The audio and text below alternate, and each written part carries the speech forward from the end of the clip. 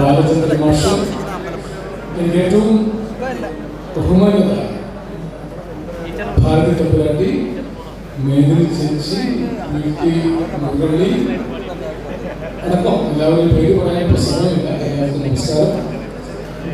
ഞാൻ 10 വർഷമായി മുടങ്ങാതെ ഈ രാഘവപ്രഭയിലും രക്തസാക്ഷി മണ്ഡപത്തിലും ഒരു കാവ്യ ശ്രാദ്ധം പോലെയോ തീർത്ഥാടനം പോലെയോ വരുന്ന ഒരാളാണ്. ഒന്നിനു വേണ്ടിയല്ല, നേരത്തെ നേരിട്ട് പറഞ്ഞതുപോലെ പ്രിയപ്പെട്ടവരെയൊക്കെ കാണാൻ വയനാട്ടിൽ ആരും മരിക്കുന്നില്ല, ആർക്കും വയസ്സാവുന്നില്ല എന്നതാണ് ലോക ചരിത്രത്തിൽ വയനാടുണ്ടാക്കിയ 46 മരിച്ച രക്തസാക്ഷികൾ മരിച്ചിട്ടില്ല, 75 മരിച്ച വയലാർ മരിച്ചിട്ടില്ല, മേദിനി ചേച്ചിക്ക് വയസ്സാവുന്നില്ല, രാമകൃഷ്ണയ്ക്ക് വയസ്സാവുന്നില്ല, ഭാരതി തമ്പുരാട്ടിക്ക് വയസ്സാവുന്നില്ല.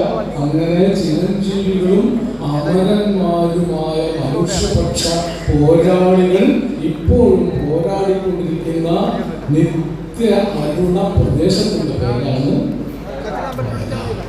അവിടെ നിത്യ യൗവനമാണ് മേദിനി ചേച്ചിക്ക് പാടുന്നത്. മേദിനി ചേച്ചി 94-ാമത്തെ വയസ്സിൽ 17-കാരെ പോലെ പാടുന്നത് കേട്ടില്ല. ഇതൊക്കെ സ്വായത്തമാക്കാൻ വല്ല വഴിയുണ്ടോ എന്ന് അന്വേഷിച്ചിട്ടാണ് ഞാനും വീട്ടിൽ മുഴുവൻ പോലും. നിനക്ക് വളർത്തിട്ട് തീർത്ഥാടന കേന്ദ്രമില്ല. വീട്ടിലെ മുരളിയുടെ അച്ഛൻ വീട്ടിൽ കുമാരൻ മാസ്റ്റർ വലിയ കവിയായിരുന്നു. കാളിദാസന് സമാനമായ കാവ്യ സംസ്കാരം പുലർത്തിയിരുന്ന പോരാളിയാണ്. അപ്പൊ ആ പാരമ്പര്യമാണ് വീട്ടിൽ പഠിപ്പിക്കുന്നത്. എനിക്ക് അങ്ങനെ പാരമ്പര്യമില്ല, എനിക്ക് വയലാറിനെ കാണാൻ സാധിച്ചില്ല. പക്ഷേ ശരത്ത് എന്നേക്കാൾ 11 ദിവസം ഇളയ എന്റെ അനുജനാണ് എന്ന് ഞാൻ വിചാരിക്കാറുണ്ട്. ഇന്ദുലേഖയും യമുനയും ഇപ്പോൾ നമ്മുടെ കൂടെ ഇല്ലാത്ത സിന്ധു, പക്ഷേ സിന്ധു ഞങ്ങളെക്കാളൊക്കെ എളുപ്പമായി, നമ്മളെക്കാളൊക്കെ മുമ്പാണ് സിന്ധു പോയത്. ഇവിടെ വരുമ്പോൾ ആ സങ്കടമുണ്ട്, വയലാറില്ലാതെ പോലെ തന്നെ. എങ്കിലും ഇന്നൊരു വലിയ ചരിത്രം ധന്യമായ ഒരു ഭാഗ്യം എന്നതിന്റെ സന്തോഷമാണ്. പുലിയൂർ രാജീവ് തയ്യാറാക്കിയ വയലാർ രാമവർമ്മയുടെ ആദ്യത്തെ സമ്പൂർണ്ണ ജീവചരിത്രമാണ് വയലാർ രാമവർമ്മ ഒരു കാവ്യ ജീവിതം. ആ പുസ്തകം പ്രകാശിപ്പിക്കാൻ കാലം എനിക്കൊരു നിയോഗം ഏൽപ്പിച്ചതുപോലെയാണ്. കാരണം ഈ പുലിയൂർ രാജീവ് എൻ്റെ ജ്യേഷ്ഠ സഹോദരനെ പോലെ എനിക്ക് പ്രിയപ്പെട്ട സുഹൃത്തായിരുന്ന പുലിയൂർ രവീന്ദ്രൻ മാസ്റ്റർ മകനാണ്. ഒരുപക്ഷെ നിങ്ങൾ പുലിയൂർ രവീന്ദ്രനെ അറിയോ അറിയില്ല. മലയാളത്തിലെ നല്ല കവികളിലൊരാളായിരുന്നു പുലിയൂർ രവീന്ദ്രൻ. അദ്ദേഹം മലപ്പുറം ജില്ലയിൽ വളാഞ്ചേരിയിൽ നിരുവേഗപ്പുറത്തടുത്ത് സ്കൂളിൽ അധ്യാപകനായി. അപ്പൊ എൻ്റെ ഒരു കൗമാര കാലങ്ങളിലൊക്കെ പുലിയൂർ രവീന്ദ്രൻ, നമ്പീഷൻ മാഷ്, ബ്രഹ്മമൂർത്തി മുഹമ്മദ്, PM പള്ളിപ്പാട് അങ്ങനെ വലിയ നിരയുമായിട്ട് കവി സമ്മേളനത്തിൽ പോകുന്ന കുട്ടിത്തരം വേഷമായിരുന്ന കാലത്ത് രാജീവൊക്കെ കൊച്ചു കുഞ്ഞാണ്. ടീച്ചറെ കാണുമ്പോൾ സന്തോഷിക്കൊക്കെ ആ വീട് എനിക്കറിയാം. രാജേഷ് രാജീവിന്റെ അനുജനെ അറിയാം. വളരെ നിയോഗവശാൽ രാജീവ് തയ്യാറാക്കിയ പുസ്തകം പ്രകാശിപ്പിക്കാൻ കാരണമായിരുന്നു. പക്ഷേ എനിക്ക് ജ്യേഷ്ഠനായിരുന്നു ആരും മരിക്കുന്നില്ല എന്ന് പറയുന്നത് തീർച്ചയായും ഇതൊരു ഗൗരവതരമായ പുസ്തകമാണ്. വയലാറിന്റെ ജീവചരിത്രം കഴിഞ്ഞ നൂറ്റാണ്ടിലെ മാനവ നവോത്ഥാനത്തിന്റെ ചരിത്രരേഖയാണ്. കഴിഞ്ഞ നൂറ്റാണ്ടിൽ മനുഷ്യനെ മനുഷ്യത്വത്തിലേക്ക് നയിച്ച് നമ്മൾ മനുഷ്യനെ സൃഷ്ടിച്ച മഹാവർഗ സംസ്കാര സമരങ്ങളുടെ രേഖയാണ്. കഴിഞ്ഞ നൂറ്റാണ്ടിലെ പുരോഗമന കലാസാഹിത്യ പ്രസ്ഥാനങ്ങളുടെ ചരിത്രം, നൂറ്റാണ്ടിലെ നാടകത്തിന്റെ ചരിത്രമാണ്. കഴിഞ്ഞ നൂറ്റാണ്ടിലെ സിനിമയുടെ ചരിത്രമാണ്.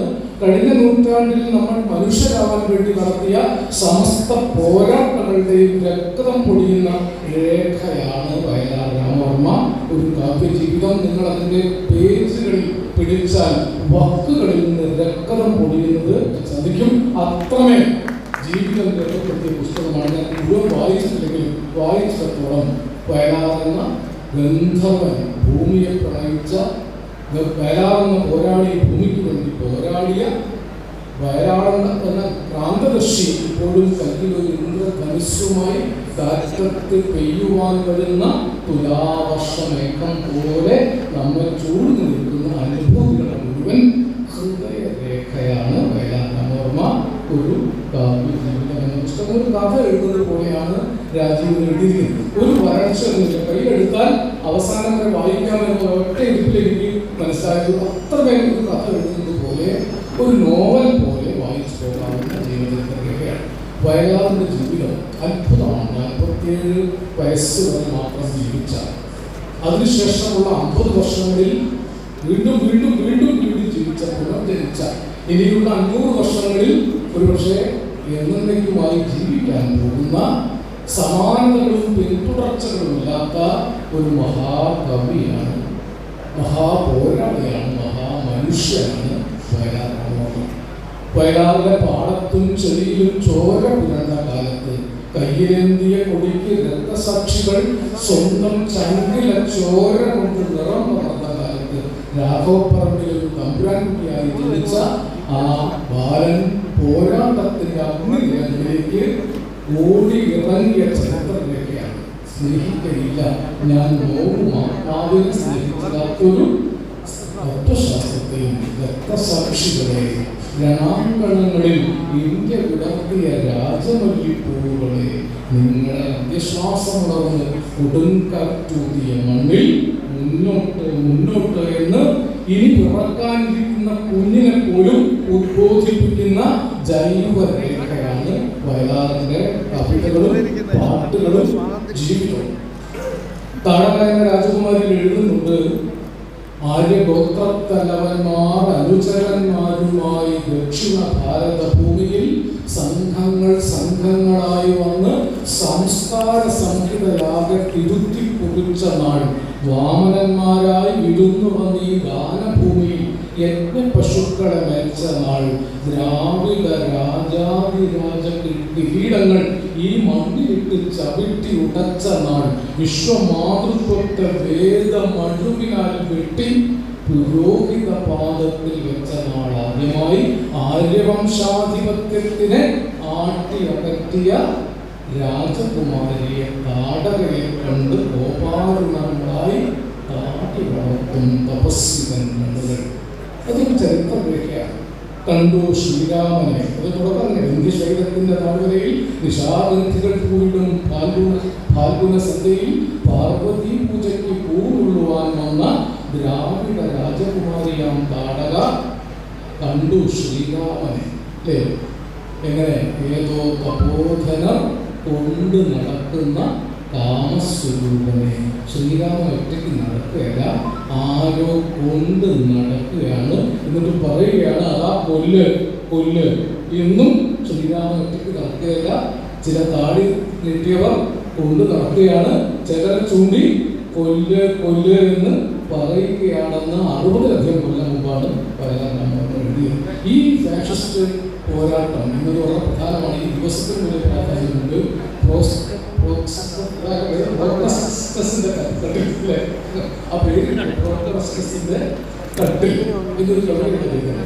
അതായത് പ്രോഗ്രസിസ്റ്റുമാർ വന്ന് നിൽക്കുന്നു, രാഷ്ട്രീയക്കാർ വന്ന് നിൽക്കുന്നു എന്നാണ് പറഞ്ഞത്. രാഷ്ട്രീയം ഉണ്ടാകാൻ കാണാം.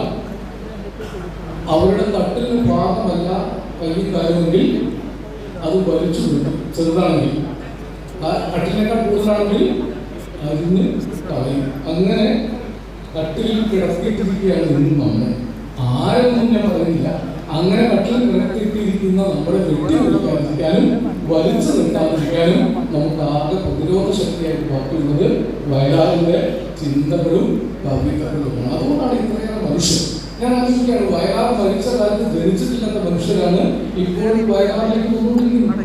അവർ ജനിക്കുന്നതിന് മുമ്പ് മരിച്ചുപോയ കവിയാണ്. ഇങ്ങനെ ഒരു കവി കുമാരനാശാനെ പോലെ, വള്ളത്തോളിനെ പോലെ, വയലാറിനേക്കാൾ യുഗപ്രഭാവനായ കവികളുണ്ടായിട്ടോ.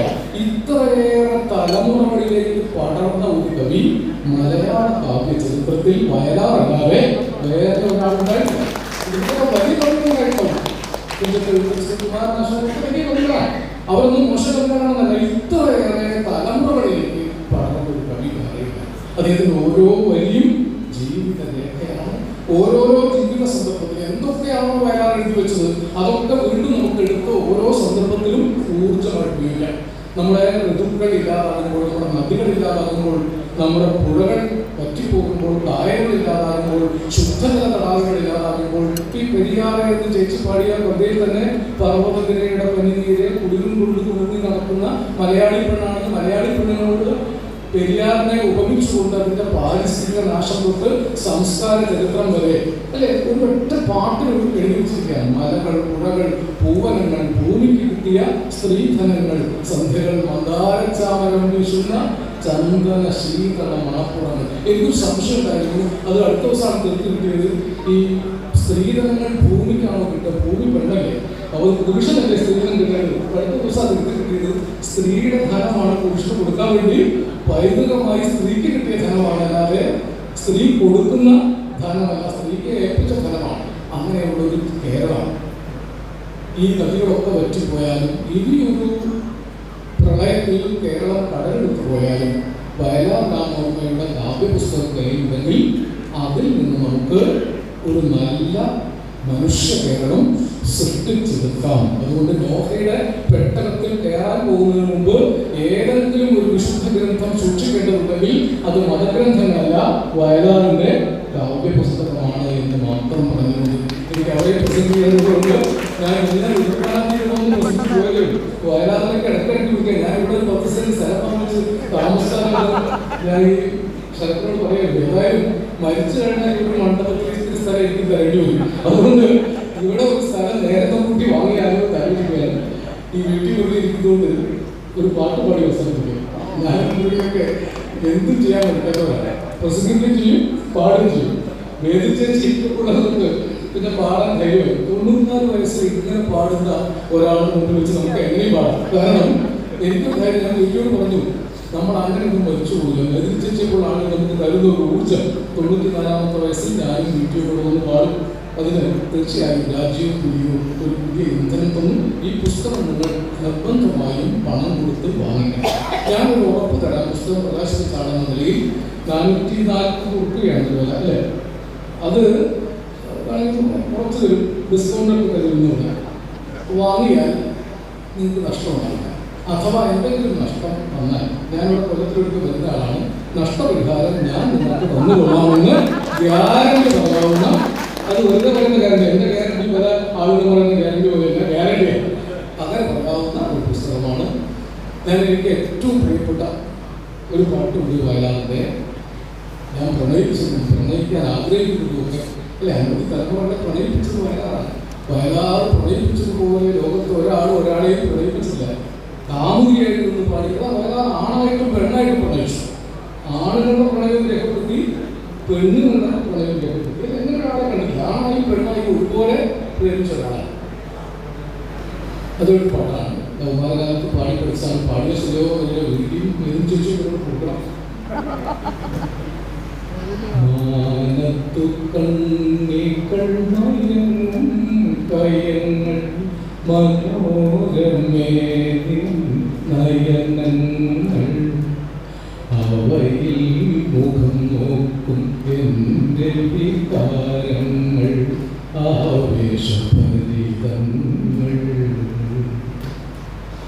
മാനത്തു കണ്ണികൾ നയങ്ങൾ കയങ്ങൾ മനോരമേ നയനങ്ങൾ.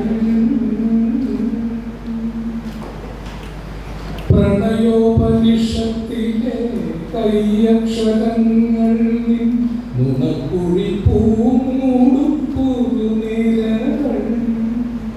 കാറ്റുവന്നവയുടെ രചനാഭംഗികൾ മാറ്റുവാൻ നീ എന്തിനനുവദിച്ചു.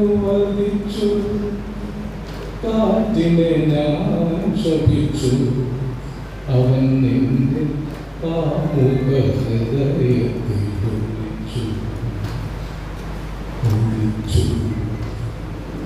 മാനത്തു കണ്ണികൾ മയങ്ങും കയങ്ങൾ മനോരമേ നയനങ്ങൾ. പ്രിയ ചുംബനത്തിൻ്റെ ചിത്രം പതിഞ്ഞ മൃദുമന്ദഹാസത്തിൻ തിരുമധുരം. 1000 കൈകളാൽ ദുഃഖരാനന്ദിനി ആതിര ചന്ദ്രനെ അനുവദിച്ചു. ചന്ദ്രനെ ശപിച്ചു, അത് നിന്റെ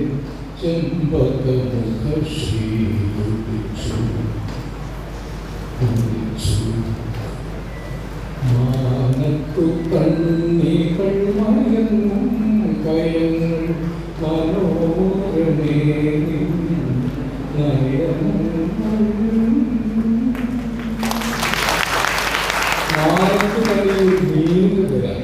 മുകൾ ഭാഗത്ത് വെളിച്ചമുള്ള അങ്ങനെ ഒരു പ്രണയഗാനം ഒരു മീനിന്റെ പേരിൽ ഒരു ചെറിയ നാട്ടുമീനിന്റെ പേരിൽ ഒരു പ്രണയഗാനം തുടങ്ങിയ ചരിത്രം മലയാളത്തിലില്ല, ലോകത്തിലുണ്ടാവില്ല. അങ്ങനെയുള്ള വയലാറിന്റെ ജീവനുള്ള ഹൃദയരേഖ തയ്യാറാക്കിയ ഈ പുലിയൂർ രാജീവ് പമ്പാ നദീതട സംസ്കാരത്തെക്കുറിച്ച് ഗവേഷണം നടത്തിയിട്ടാണ് ഡോക്ടറേറ്റ് നേടിയിട്ടുള്ളത്. 7 കടലും എണ്ണമറ്റ നക്ഷത്രങ്ങളും എന്ന അദ്ദേഹത്തിന്റെ കാവ്യപുസ്തകം ഇംഗ്ലീഷിലേക്ക് പരിഭാഷപ്പെടുത്തിയിട്ടുണ്ട്. വലിയൊരു പ്രതിഭാശാലിയാണ്. നാളത്തെ വയലാറായി തീരാൻ രാജീവ് സാധിക്കുമാറാകട്ടെ എന്നും